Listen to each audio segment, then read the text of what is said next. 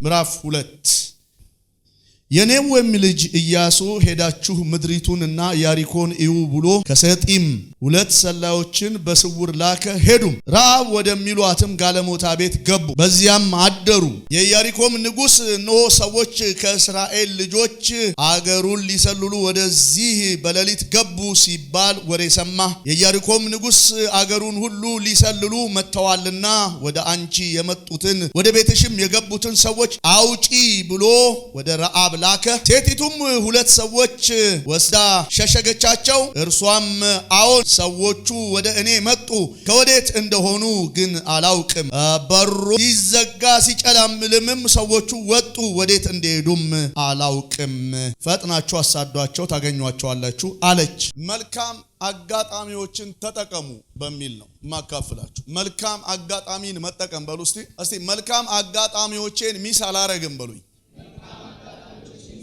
ወዳጆቼ በህይወቴ ዘመን ለበርካታ ጊዜ ምናልባትም አንዳንድ ጊዜ ከህይወቴ ሸኝቻቸው መልሼ ለማግኘት አመታት የፈጁብኝ ያስለቀሱኝ ያደከሙኝ በርካታ አጠገቤ ጋር መጥተው እጎኔ ተገኝተው የነበሩ መልካም አጋጣሚዎች ሳልጠቀምባቸው አንዳንዱንም በእንዝላልነት አንዳንዱን ባለማወቅ አንዳንዱን በቸልተኝነት ከእጄ ወጥተው ከራቁ ከሄዱ በኋላ ያዘንኩባቸው የተጸጸትኩባቸው ብዙ የሆኑ መልካም አጋጣሚዎች በህይወቴ ዘመን ትዝ ይሉኛል። ወዳጆቼ ወገኖቼ ሆይ መልካም አጋጣሚውን መጠቀም ትልቅነት ነው። ከዚህ በኋላ እኔ አንድ ምርቃት ነው ዛሬ መርቂያችሁ የሚሄደው። ያመለጧችሁ የተጸጸተችሁበት ያለቀሳችሁበት ምን ነው አርጌው ቢሆን ኖሮ ብላችሁ ስታስቡ እስካሁን ድረስ ቁጭት በውስጣችሁ የሚፍለቀለቅባችሁን ያንን መልካም አጋጣሚ ይድገማችሁ ጌታ። እኔ ምኞቴም ልመናዬም ዛሬ ማታ እግዚአብሔር በመልካም አጋጣሚ እንዲደግማችሁ ነው። ጉርሻ እንኳን ድገመኝ ይባላል እኮ አይደለ? ጉርሻ ራሱ አንድ ያጣላል ይባላል። እግዚአብሔር አንድ ያጣላል ብሎ ሌላ አዳዲስ እድሎችን ይድገማችሁ። አሜን። ደሞ believe me የአፌ ቃል መሬት ላይ እንደማይወድቅ አውቃለሁኝ። የተናገርከውን ቃል አከብራለሁ ያለኝ ሰማይ ነው። የቀበሌ ሊቀመንበር አይደለም። ይሆንባችኋል። አሜን። እግዚአብሔር በመልካም አጋጣሚ ይደግማችኋል። አሜን። የኔ መልካም አጋጣሚ ይደገማል በሉኝ እስቲ። ሃሌሉያ አሜን። ያነበብኩላችሁ ክፍል የኢያሱ ወልደ ነዌ መጽሐፍ ነው። ምዕራፍ 2 ላይ ያለውን ቃል ያነበብኩት። በሁላችንም ዘንድ እንደሚታወቅ የኢያሱ መጽሐፍ ከኦሪቶቹ ወይም ደግሞ ፔንታቱክ ተብለው ከሚጠሩት ሙሴ ከጻፋቸው የኦሪት መጽሐፍቶች ቀጥሎ የምናገኘው መጽሐፍ ነው። አንዳንድ የአይሁድ ሊቆች ሴንታቱክ ብለው እስኪቀበሉት ድረስ የሙሴን ኦሪት ይቀላቀሉታል። ነገር ግን ይሄ ኢያሱ የሚባለው ወጣት የእግዚአብሔር ሰው አገልጋይ ስሙ ቀድሞ ሐውሴን የተባለ በእግዚአብሔር ሰው በሙሴ ስሙ ኢያሱ ተብሎ የተቀየረለት ሙሴ እግር ስር ያደገ ከሙሴ አገልግሎት ስር ያደገ ወጣት የሆነ መሪ ነው። እንደምታስታውሱት ሙሴ ዘዳግም 33 አካባቢ ጋር ሲሞት እጁን ጭኖበት ነው የሞተው። እግዚአብሔር ሰው አለ ወይ በኔ እግር ልኬታ እስራኤልን ሊመራ የሚችል ከዚህ በኋላ ደግሞ ያለው ይዞ የመጓዝ ሳይሆን ይዞ የማውረስ ስለሆነ ታግሎ ሊያወርሳቸው የሚችል ጠማማ አስቸጋሪ ባህሪያቸውን መሸከም የሚችል ትከሻ ሰፊ ልጅ ያገኘውን ሆይ የሚለው የሙሴ የውስጥ ጩኸት በኢያሱ ረካ። አትጠራጠሩ፣ ቤተክርስቲያንንና ክርስቶስን የሚያረኩ ልጆች እዚያ አዳማ ከተማ አሉ። እና በጣም ሙሴ ውስጡ ተግሏልቷል። እግዚአብሔር 3 ጊዜ መጥቶ ትሞታለህ ብሎ ነግሮታል። በትይዩ ለሙሴ ትሞታለህ እንዳለው ደግሞ ለኢያሱ ይሞታል ብሎ አጋፍጦታል። እግዚአብሔር መቁረጡን ሊያስረዳ 3 ጊዜ ካወራ በኋላ ኢያሱ በሙሴ እግር ስር ሊተከልና በእስራኤልን ተዋግቶ ሊያወርስ አደራ በሱ ላይ ተንከባሉ የወደቀበት ወጣት ነው። ሙሴ ደግሞ ሊሞት አካባቢ ጋር እግዚአብሔር ሆይ ማን ነው የሚቀጥለው ሲል አጠገብህ ያለው አለው። ሙሴ ትንሽ ኢያሱን ለማመን የተቸገረ ይመስላል። ለምን ሲባል የእድሜው ቁመና ልጁ ወጣት ስለሆነ አምኖ የእግዚአብሔርን ሕዝብና የእግዚአብሔርን ሐሳብ ለሱ ሰጥቶ መሪ ነህ ብሎ ማስቀመጥ በጣም ትንሽ የከበደው ይመስላል። ሙሴ በ80 ዓመቱ ነው እንግዲህ እንደምታስታውሱት የመሪነት ቦታ ላይ የመጣው። ቆየት ብሎ ስለመጣ የቆየ ሰው ሲፈልግ እግዚአብሔር ያልቆየ ሰው ሰጠው። አሁን ምንድነው ስትሉ እግዚአብሔር በምን ማመን ጀመረ? በቆየ ሰው ሳይሆን ባቆየ ሰው አመነ። አሁን በቆየ ሳይሆን እግዚአብሔር ባቆየ ነው። አሜን ነው። አሜን። ስለዚህ አትጠራጠረው። ወጣትም ቢሆን ባይቆይም እኔን አቆይቷል። ለዚህ ስብዕና በቂ አቋም ስላለው የሚያስፈልገው ያንተ ባርኮት ነው። እጅህን ቁጭ ብታረግበት የጥበብን ስፒሪት ይሞላል፣ ይመራቸዋል። አሜን አሜን። ሙሴ እንደምታውቁት ነው፣ ጃይንት ነው። ህዝበ እስራኤል የሙሴን ፊት ለምዶታል። ያለ ሙሴ የእግዚአብሔር ሰው ያለ ያክል እንኳን አይሰማቸውም። ሰውየው እግዚአብሔር ቆይታ ያደረገ የሚመጣ ነው። ሲመጣ ግን ፊቱን ስታየው ትፈራርሳል። እባክህን ፊትህን ከኛ መልስልን እስኪባል ድረስ ፊቱ ቲፒካል የሚያበራ አብሎ እንደ መብራት ፊቱ እንደ ፀሐይ ስለሚያንጸባርቅ በሙሉ አቅም ፊቱን ሰው ማየት እስከማይችል ድረስ ሙሴን ይፈሩት ነው። ቆይታው ከእግዚአብሔር ጋር ነው። ያጀበው ፈጣሪ ሰውየው ሀጥስ ሲል እንኳን ይሳካለታል። አሜን በል። ቆይቶ እጁን ጭኖብህ አይደለም፣ ሐሳብ ሲጭንብህ ራሱ ትወዛወዛ። ሰውየው በእግዚአብሔር የታጀበ ነው። ይሁን ሲባል ይሆንለት። 10 ተአምራት አድርጎ እስራኤልን አውጥቶ ሲወስድ በዘጸአት ምዕራፍ 12:50 ላይ በብዙ ወርቅ ይዟቸው ሲወጣ የእግዚአብሔር ሰው የሙሴ ቃል መሬት የማይወድቅ ለዚህ ነው መጽሐፍ ያልተደገመ ነብይ የሚለው። አንዳንድ ሰዎች ያ ነብይ ዳግ ባለው ይደግመዋል። ሐሜት ሰምቻለሁ፣ ግን ሰውየው እስካሁን ያልተደገመ ነብይ። ሃሌሉያ! እስቲ ሉያ በል። እስቲ ሉያ በለኛ። ጃይንት ነው። መጽሐፍ ቅዱስን ያጥለቀለቀ ከኦልድ ቴስታመንት እስከ ኒው ቴስታመንት ድረስ ስሙ የወጣ 829 ጊዜ ስሙ በመጽሐፍ ቅዱስ ላይ የተጻፈ ጀግና ሰው። ይሄ ሰውዬ ጠራረገና ኢያሱ ብሌስ ታረገ። እጁን ሲያኖርበት የጥበብን መንፈስ ተሞላ ይላል። ያው ጌታ ማጋነን ባይሆን ሙሴ እጁን እንዲህ ሲያስቀምጥብህ ቆመህ ከሆነ እንደሚስማር መሬት የምትገባ ይመስለኛል። ሰውየው ፓወርፉል ነው። ፉል ብቻ አይደለም። ፉል ታውቃላችሁ፣ ጧጧት የምበላት እንደሱ። ሰውየው ፓወርፉል፣ ላዩ ላይ ጃይንት የሆነ አኖይንቲንግ አለ። አሜን አትለኝም ማለት እሱ እግር ስር ያደገ ልጅ ነው። ኢያሱ። ሙሴ ሞተ፣ መጽሐፉ አህዱ ብሎ ተቀላቀለ። ልክ ሙሴ ሲሞት የኢያሱ መጽሐፍ ሲጀመር በ658 ቁጥሮች በ24 ምዕራፍ ተጽፋ የመጣችው የኢያሱ መጽሐፍ ስትተከል እስራኤል ለቅሶ ቤት ነው። እቺ የኢያሱ መጽሐፍ ከምዕራፍ 1 እስከ 24 ስትመለከቷት በተለይ ምዕራፍ 1 እና ምዕራፍ 24 ተመሳሳይ። ስትገቡ ህዝቡ ለቅሶ ቤት ነው፣ ስትወጡም ለቅሶ ቤት። መጽሐፏ ከለቅሶ እስከ ለቅሶ ነች። እንደናንተ እንደ ብዙዎቻችሁ እኔ ነኝ በጣም ምለው እንጂ ብዙዎች እዚህ ቤት ውስጥ ሲወለድ እያለቀሰ ያልተወለደ ሰው የለም። እኔ ነኝ ፈገግ ብዬ የተወለድኩት። ማን እንደቆነጠጣችሁ ማን እንዳስፈራራችሁ ሳይታወቅ ስትወለዱ አልቅሳችኋል። እናሲዛለን መቼም አልቅሰሻል። ስንመጣ ብቻችንን አልቅሰን ስንሄድ ደግሞ አስለቅሰን የሰው ልጅ እና የኢያሱ መጽሐፍ እንደዚህ ነች። ምዕራፍ 1 ላይ ስንመጣ ተነሱ እንበሉ፣ ተነሱ እስቲ ተነሱ በሉ። ኢያሱ ሙሴን በጣም ስለሚወደውና ትልቅ ሪስፔክት ለሙሴ ስላለው ተነስቶ እስራኤልን ይዞ ዮርዳኖስን መሻገር አስቸገረው። ታውቃለህ? አስቸገረው። ለምን ብትሉ ኢያሱ ለሙሴ ትልቅ ሪስፔክት አለው። በሱ ጫማ ህዝብ ይያለ ይድማል። ይሄ ሰውዬ አይታወቅም፣ ድንገት ሊመጣ ይችላል ብሎ 30 ቀን እስራኤልን አስለቀሰ። ቁጭ 30 ቀን አልቀሱ።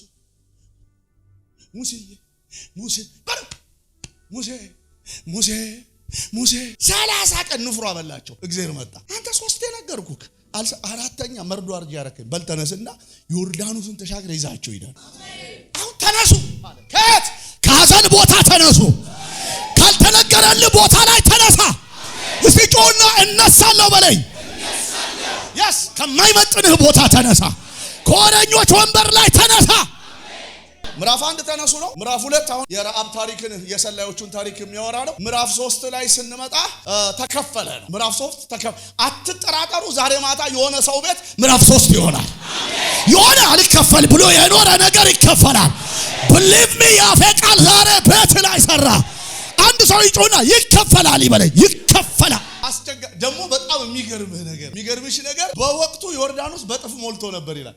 አንተ ልትሻገር ስትል የሚሞላውስ ነገር ለአንቺ ሊሆን ሲል ለሌላው ሲሆን ከርሞ አንቺ ጋር ሲደርስ እጥፍ የሚለውስ ነገር በእለቱ ሞልቶ ነበር ይላል። በሞላ ውሃ የሞላ ጸጋ ተገለጠ። ምን አለ ፈጣሪ እርገጡት።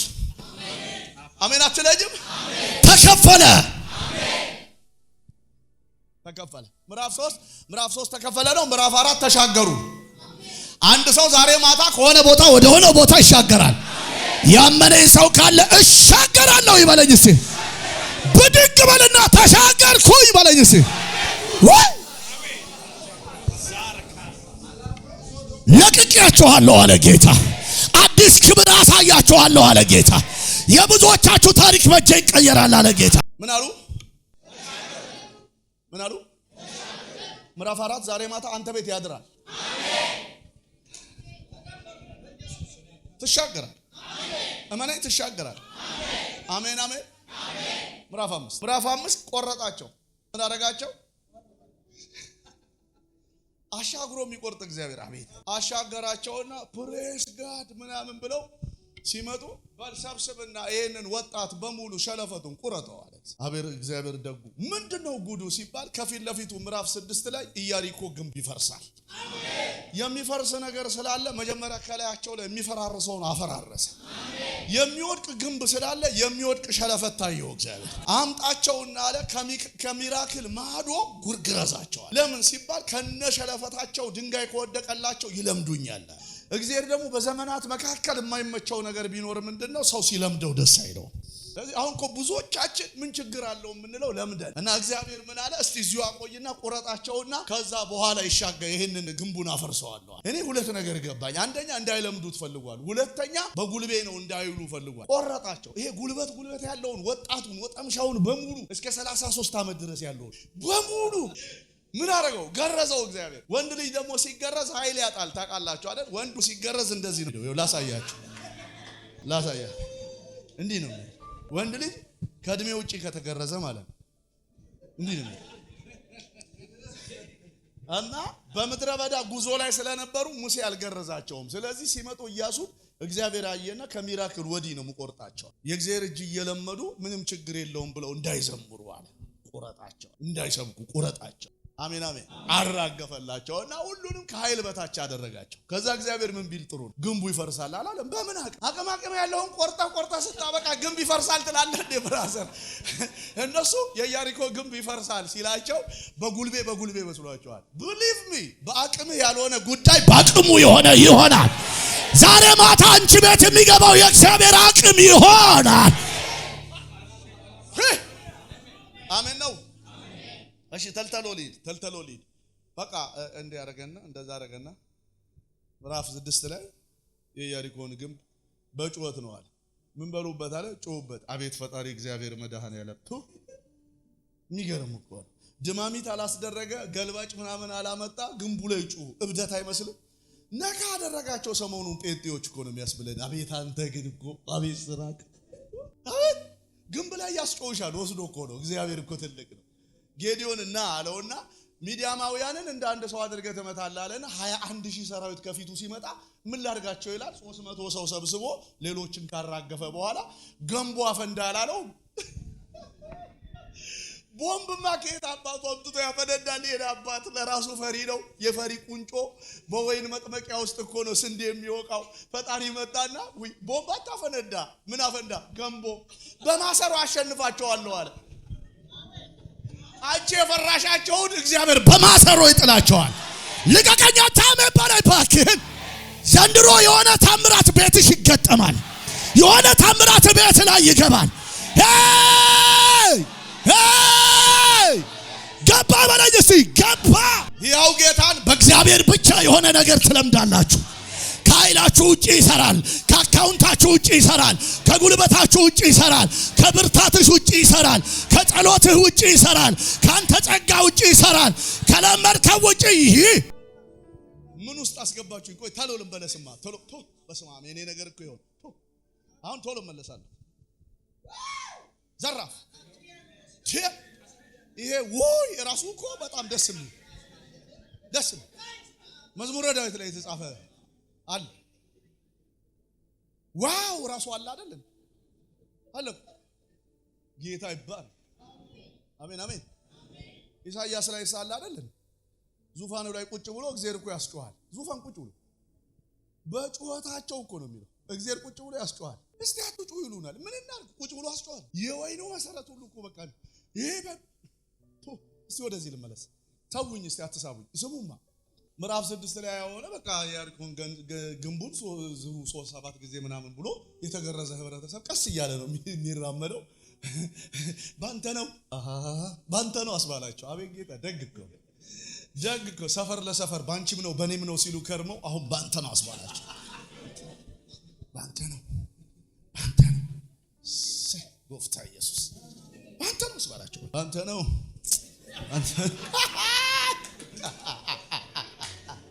የኔ አባት የኔ መድኃኒት ለቀን እንገዛልሃለን። ጡንቻችን አይቤዠንም፣ አቅማችን አያድነንም። የተከማቸ ሀብታችን አያሻግረንም። አንተ ሰባት መጣ። ከጋይ ሰዎች ጋር ትንሽ ጦርነት ተደረገ፣ ተሸነፉ። ፈቃደ እግዚአብሔር አልነበረም፣ የተጠየቀ እግዚአብሔር አልነበረም። የኢንፎርሜሽን ውጊያ ነበረ፣ ተሸነፉ። ከምዕራፍ 8 ጀምራችሁ እስከ 24:33 ድረስ ስትሄዱ ውጊያ ቅልጥ ያለ ውጊያ ነው። 24ኛው ምዕራፍ ላይ እግዚአብሔር መድኃኔዓለም መጣና ኢያሱን በጣም የሚወረስ ብዙ ነበረ፣ አንተ ቀድመህ አረጀ። እግዚአብሔር ከራያችሁ እኩያ ያርጋችሁ። ዘመናችሁ ራያችሁን ያክል። አትስፉም አትጥበቡም። አሜን በሉኝ። ሃሌሉያ። ወይኔ ባሪያ አንተ አረጀህብኝ እንጂ የሚወረስ ብዙ ነበር አለው። መጽሐፍ ሲናገር የምታመልኩትን ምረጡ ብሎ ሞተ ኢያሱ ልክ የማትሪክ ፈተና አደረገው። ቹዝ ዘ ቤስት ዋን።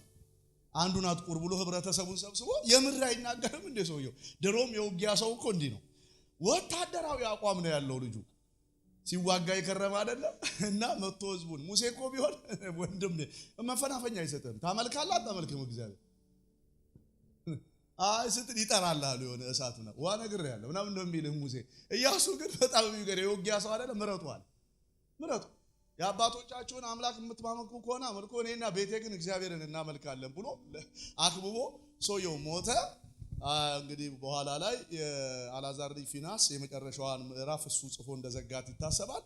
በእንደዚህ አይነት መልኩ የተጻፈች ነች እቺ። ወደዚህኛው መለስ ብዬ በጣም የሚገርም ጉድ የሆነ ኦፖርቹኒቲን የተጠቀመችን ሴት ብቻ ትንሽ ልንገራችሁና ነገሬ ሊሸካከፍ። እዚህ ቦታ ላይ የተነሳውበት ክፍል ላይ ጋለሞታ በሚባል ፍሬም ውስጥ የተቀመጠች ህብረተሰቡ ባነሰ ምልከታ አእምሮ ትብስት ውስጥ የሳላት ምንም አይነት ፖዚሽን የሌላት ምናልባትም ብዙ እህቶችን ባሎቻቸውን በማስተኛት ያስቀየመች በጋለሞታ መስመር ውስጥ ያለች እቺ ረዓብ ተብላ የምትጠራ ሴት ታሪክ ነው ምዕራፍ 2 የሚነግረን። ጉዳዩ ምንድነው ሲባል የእግዚአብሔር ሰው ኢያሱ መልእክተኞችን ሰላይ አድርጎ ከእስራኤል ላካቸው። እስራኤል እየገሰገሰ እየመጣ ነው። በኋላ እሷ አገኘቻቸው። አቤት የአገሬ መንግስት የእናንተን መምጣት ዜና ሲሰማ ቀድሞ አገሪቱን በግንብ አሳጠረ አለች። የሚገርም ነው። እስራኤል በሬሳርን እንደሚጨርስ እየጨረሰ የመጣ ህዝብ ስለሆነ ፈራ ነው አለች። ገና ሳይደርስ ነው የተፈራው። እመነኝ ከዚህ በኋላ የሚቀጥለው ዘመን መታህ አይደለም እኮ ርቀህ ትፈራለህ። መታሃቸው አይደለም እኮ የሚወድቁት ሰምተውክ ይወድቃሉ። አሜን አትለኝም ወይ? እና በጣም ገርሟት በኋላ እነኚህን ሰላዮች አነሳችና የሀገሪቱ መንግስት ህይወታቸውን ሊቀጥፈው ስለፈለገ በጓዷ አስገብታ ሸሸገቻቸው። በደንብ ተከተሉ። የሚገርመው ነገር የሀገሪቱ መንግስት ወደ ሀገሩ ሰላዮች እንደገቡ በደህንነት አቋም ሰማ እና ኢንሳ ሰማ። የኢንሳ ዋና ኃላፊው ለንጉሰ ነገስቱ ነገረው። ወደ ከተማችን ላይ ሰላዮች ገብተዋል። በኋላ ንጉሱ ነው የላከባት። ለማ ለዚች ሴትዮ ወደ ንጉሱ መልእክተኛ ላከባት። ወደ ሀገሬ ከተማዬን ሊሰልሉ የገቡ ምኖች አሉ አለ። ንገሩኛ ሰላዮች አሉ አለ። አንደኛ አገሪቱ ላይ ሰላይ እንደገባ በደንብ አውቀዋል። መረጃው በትክክል ነው የደረሰው የሀገሪቱ መንግስት። ሰላዮች ገብተዋል። እነኚህ ሰላዮች በከተማው መግባታቸውን ብቻ ሳይሆን እሷ ቤት መግባታቸውን ራሱ ንጉሱ ደርሶበታል። አችልም እና ላኩባት። በጣም ጃይንት ሴት ነች። ጋለሞታ የሚባለው ፍሬም ውስጥም ብትቀመጥ የምትገርም ግን ዋይዝ ሴት ነች። በጣም ዋይዝ ሴት ነች። ተልከውባት ሲመጡ እንደዚህ ያለቻቸው፣ አዎ ወደ ከተማው ወደ ቤቴም 2 ሰዎች በስለላ እንደመጡ አውቃለሁ። ወደ ቤቴ ገብተው ነበረ። አዎ ልክ ናችሁ። ባመሻሸ ጊዜ ግን ወጥተው ሄደዋል አለች። ይልቁኑ ተከተሉና አሳዷቸው ብላ ነፍሳቸውን ስታተርፍ ነግቶ ከቤቷ ሲወጡ እንደነገርኳችሁ ሴትዮዋ ጋለሞታ ነች። እሷ ቤት የገባ ሰው በደግ አይወጣም። ስሙንም ስብዕናውንም አጥቶ ነው የሚወጣው። ገብተው በሰላም የወጡት ሰላዮቹ ብቻ ናቸው። ለምን ሲባል በዓላማ ትይዩ ተሳሰረቻቸው፣ በስሜት አይደለም። የመጡበት ገብቷታል። የመጡበት ዓላማ ገብቷታል። በነክስት ያለውን ዴዋን ማትረፍ ፈልጋለች። ይሄንን መልካም አጋጣሚ ሚስ ላደርገው አልፈልግም አለች። እናስ እጠቀምበታለሁ አለች። መምጣታቸው አይቀርም። ድቅ ጠዋት ብድግ ብለው ሊወጡ ሲሉ እጃቸውን ያዘቻቸው። አትወጡ እንዴት ነው ጣንጂ ነጋ ሲሉ ቃል ግቡልኝ አለች። ምን በመጣችሁ ጊዜ እኔንና ቤቴን እንዳታፈርሱ፣ ልጆቼንና ዘመዶቼን እንዳገሏቸው። ምን አድርጉልኝ? ቃል አድርጉልኝ። ያው ጌታ እግዚአብሔር ምስክራችን በመጣን ጊዜ ከተማ ሲቃጠል ቤትሽ አይቃጠልም። አሜን። ያንቺ የሆነው ነገር አይነካም። ለምን?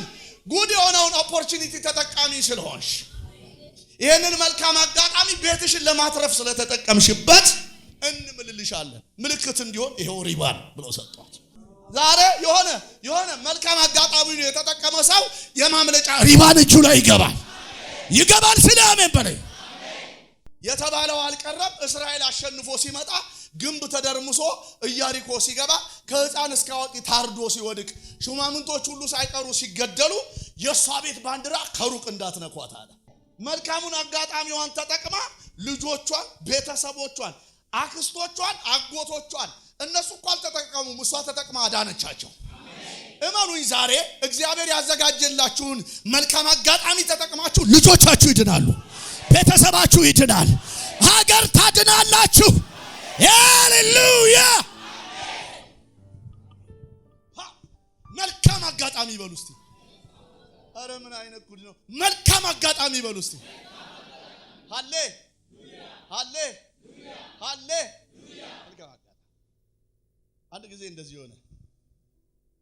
አንድ ጊዜ እንደዚህ ሆነ። አንዲት ነጭ ጋዜጠኛ የዓለማችንን ባለጠጋ ቢል ጌትን ኢንተርቪው ታደርገው ነበር። ቀጥታ ላይቭ ነው የተለቀቀው፣ አይታችሁም ሊሆን ይችላል። እኔ ስላየሁት እና ቢል ጌትን ኢንተርቪው ታደርገው ነበር ቁጭ አድርጋ እና እንደዚህ አለችው፣ እባክህን አንተ በጣም የተባረክህ በሀብታምነት ሳይሆን ባለጠጋ የሆንከው ትልቅ ሰው እስቲ ለዓለማችንና ሚዲያውን ለሚከታተሉት ሰዎች በሙሉ እስቲ ወደዚህ ብልጥግና የመጣህበትን መንገድ አስተዋውቅ። እንዴት ባለጠጋ ልትሆን ቻልክ? እባክህ ንገረን አለችው። ከዛ ቢል ጌት እንደዚህ አለ። ቁጭ ብሏል። ወዲያውኑ ወደ ኮቱ ገባና አንድ ነገር አወጣ። ያወጣው ነገር ቼክ ነው። ቼክ አወጣና ለሷ ሰጣት። ቼኩን ሰጣትና አሁን በዚህ ቼክ ላይ የምትፈልጊውን ቁጥር ጻፊ አላት። እሷ እንደዚህ አለች። እንዴ አረ አይደለም አረ አይሆንም አለች። ደገመና ብዬሻለሁ የፈለግሽውን መጠን ያክል ቁጥር ቼኩ ላይ ጻፊ አላት። ከዛ አረ እንዴ እንትን መሆን አልፈልግም ማለት ምናምን ስትል አምጪው አላት። ወሰደና እንዲህ አላት፣ እኔ አሁን የምትገረሚበትን ባለጠግነት ጫፍ ላይ የደረስኩት በህይወቴ ዘመን ያጋጠሙኝን መልካም አጋጣሚዎች በሙሉ በመጠቀም ነው እዚህ ደረስኩት አላት። ዛሬ አንቺ ይሄንን መልካም አጋጣሚ ተጠቅመሽው ቢሆን ኖሮ በአንድ ጀንበር ቢሊየነር ሆነሽ ነበር አላት። በጣም ብዙ የዓለማችን ህዝቦች እኔን ለማግኘት የማግኘትን አጋጣሚ ፈልገው አጥተውታል። አንቺ ግን ዛሬ አጋጣሚውን አግኝተሽ ነበር፣ ሚስ አረግሽው። አማይ ሶሪ ብሎ ወሰደው። ብዙዎቻችን ስንሽኮረመም አበሽኛ ይዞን በጌታ በኢየሱስ ክርስቶስ ያለፈውበትንማ ስንመናፈስ በጣም በርካታ እድሎች ከእጃችን ላይ ወጥተው ያውቃል። ዛሬ መልካሙን አጋጣሚ ትጠቀመዋለህ። አሜን። ወይኔ አንድ ሰው ለምን አሜን አይለኝም? አሜን። ፈቅጄ ነበር የሰጠውሽ አላት። ቼኩን በፈለግሽው ቁጥር ብትጽፊ ዛሬ ሰጥሽ ነበር አላት። ብዙዎቻችን እግዚአብሔር ደጅ መተን ያልተጠቀምንባቸው አጋጣሚዎች፣ በጸጋ ዓለም ውስጥ ያልተጠቀምናቸው አጋጣሚዎች፣ አንዳንድ በጣም ያፋቸው ቃል የሚከበርላቸውን ሰዎች እግዚአብሔር አጠገባችን አድርጎ ያልተጠቀምንባቸው፣ አንዳንድ የሚገርሙ የእግዚአብሔር ሰዎች ያፋቸው ቃል መሬት የማይወድቅ አጠገባችን እያሉ ያልተጠቀምንባቸው። በቅርብ ጊዜ ከተማውን ሀገሩን የሚያስተዳድሩ በጣም ትልልቅ ቦታ ላይ ያሉ ሰዎች ከኔና ከካሊሾ ጋር አብረው ራት የመብላት እድል አግኝተን አብረን እንበላ ነው እና ከነኛ ሰዎች መካከል ተሰሚ ተደማጭ የሆኑ ባለስልጣን እንዴት ነው ምን ረዳ ምን የሚደረግ ነገር አለ ሲሉኝ እኔ ወንድማችሁ ስሽኮረመም አረ ሁሉ ሰላም ነው ፒስ ነው ደህና ጌታ ይባረክ ብዬ ወጣሁ። እንደሷ ቀን የቆጨኝ ቀን አለ። ይኸው ታንገበግበኛለች ይዛ ጌታ ቸር ስለሆነ ሁለተኛውን እድል በመስጠት ይባርከኛል። አሜን። ምን እንደምናገር አሁን አውቃለሁ። እንዴት ነህ ሳይሉኝ እንዴት ናችሁ ብዬ ነው የማወራው።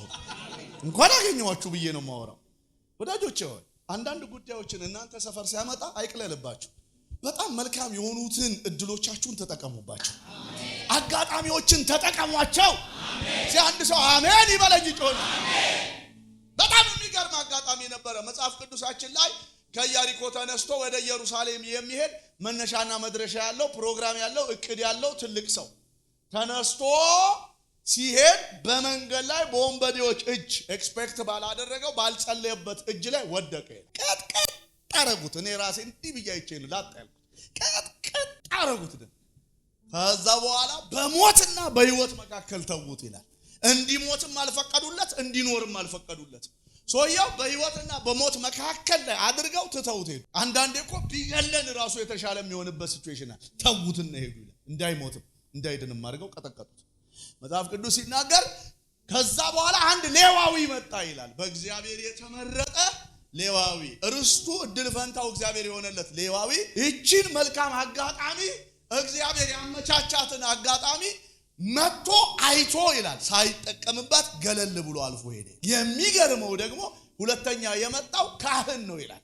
የእግዚአብሔርን መቅደስ የሚያውቅ 600 የእግዚአብሔርን ሕግጋት በጥንቃቄ የሚያውቅ የወደቀ ሰው የቆሰለ ሰው ምን ማድረግ እንዳለበት ሕጉ ያስተማረው ሰውዬ መጥቶ ይሄንን መልካም አጋጣሚ ሳይጠቀም አይቶ ባያ ይሻለው ነበር። ገለል ብሎ አልፎ ሄደ። ተደባልቀሃል አንጨብጥህም የሚባል ሳምራዊ መጣ።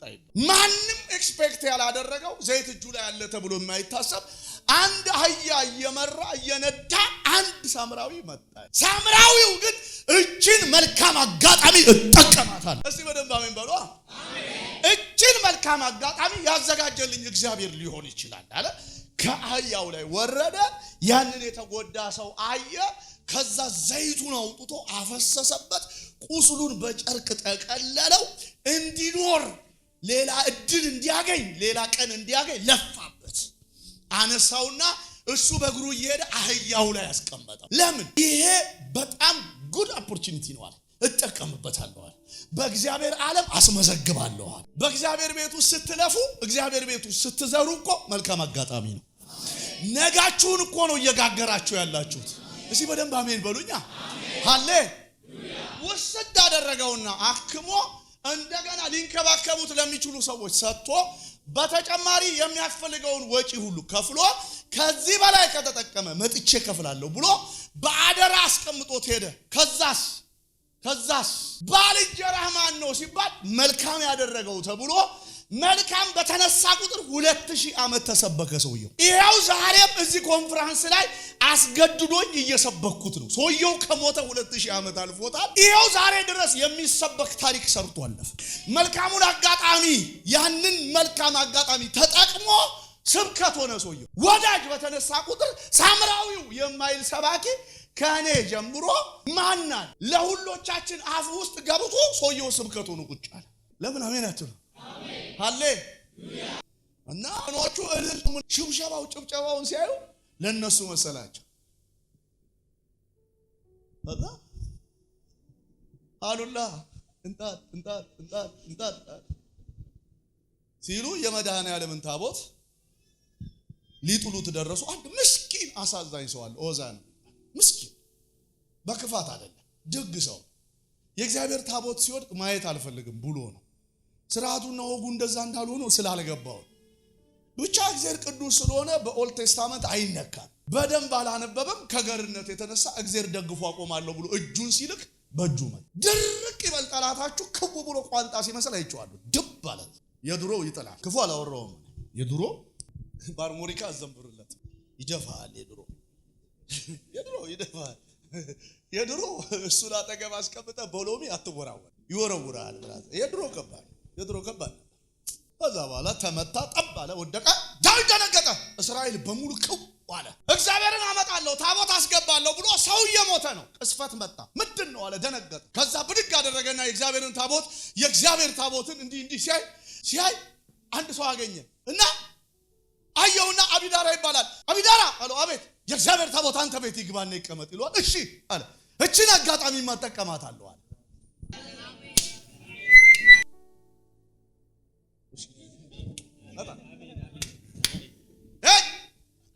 አጋጣሚውን ትጠቀመዋለህ። አያውቅም እኮ አቢዳራ ምንም የሚያውቀው ነገር ያለም ያዛለት ጠዋት ራሱ አልጸለየም። እግዚአብሔር ሆይ በጌታ በኢየሱስ ክርስቶስ ስም ዛሬ ታቦትህ እኔ ቤት ይደር፣ እኔ ቤት ለ3 ወር ይቀመጥ እባክህን ብሎ እኮ 40 ቀን አልጾመም። እመነኝ ዛሬ ካሰብከው ውጪ ብሌሲንግ ቤት ይመጣል። ያ ከቅዱስ ውጪ የሆነ ነገር ይመጣል። አንድ ሰው ዘግኖ ይውሰድልኝ።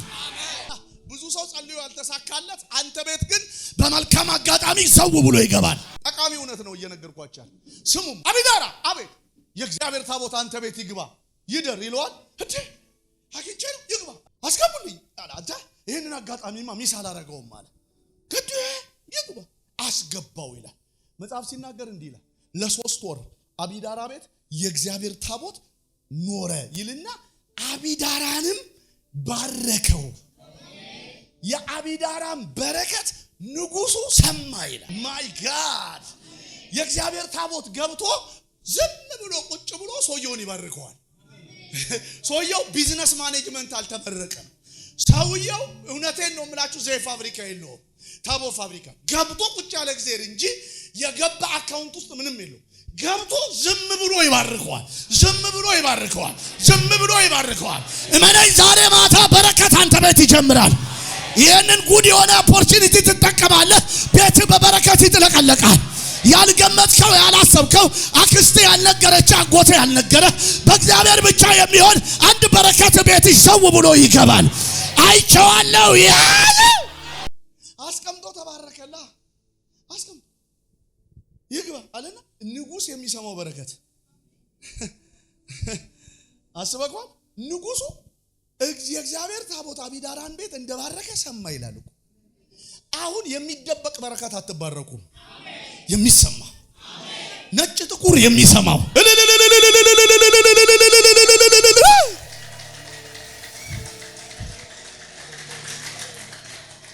ኑሃሚንም የእግዚአብሔር ቤት ቤተልሔም እንደተባረከች ምን አደረገች ይላል ሰማች። ምን አደረገች? ሰማች። ያው ጌታ እግዚአብሔር ምስክሬ ነብይ ቆንኩ ያው ያፌ ቃል ቤት ገባ። ዛሬ የሚሰማ በረከት፣ የሚሰማ ጸጋ፣ የሚሰማ ፌቨር፣ የሚሰማ ጉድ የሆነ ነገር አንቺ ቤት ገባ፣ ቤት ላይ ገባ። ወይዳ ግምሻ ዘርህ ባይገባ እግዚአብሔር ይግባ አንተ ቤት።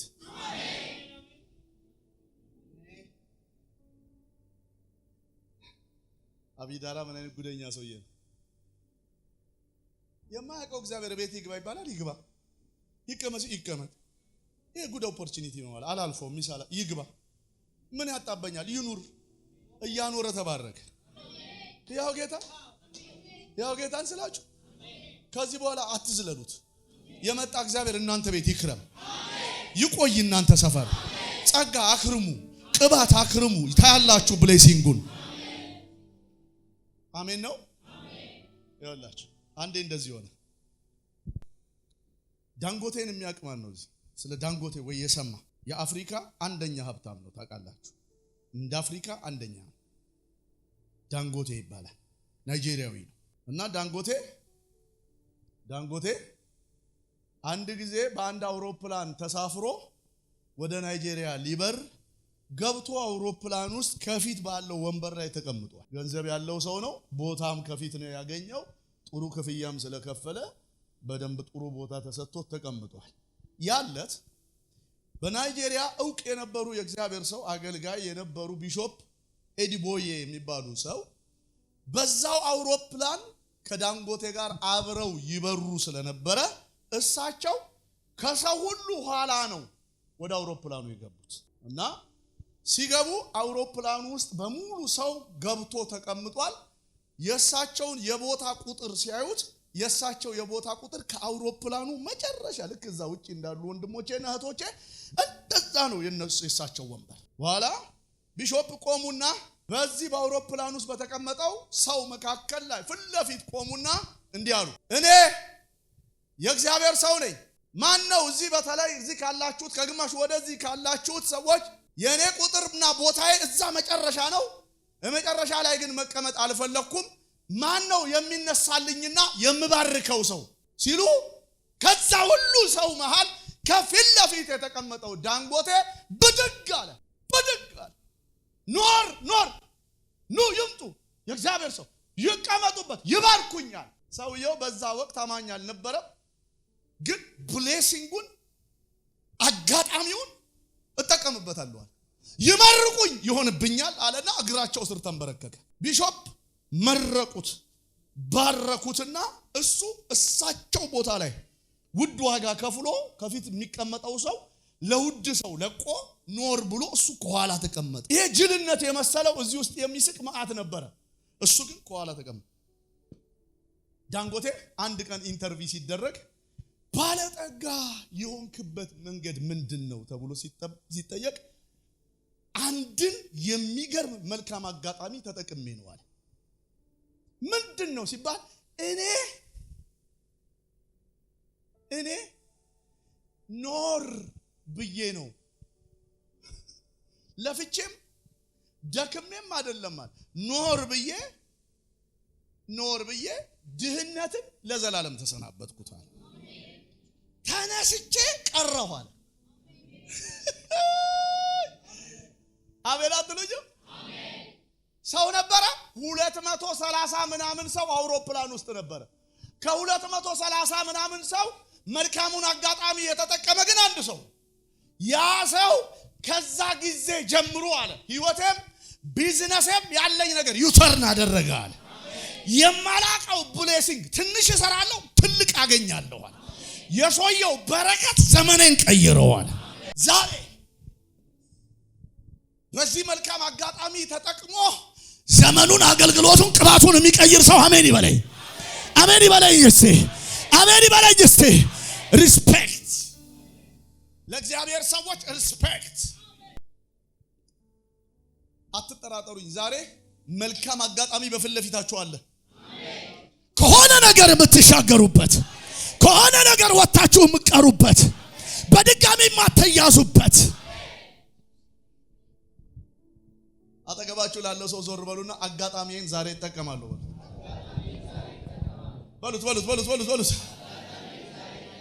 ሃሌሉያ ሃሌሉያ። መልካሙን አጋጣሚ እጠቀማለሁ በሉት።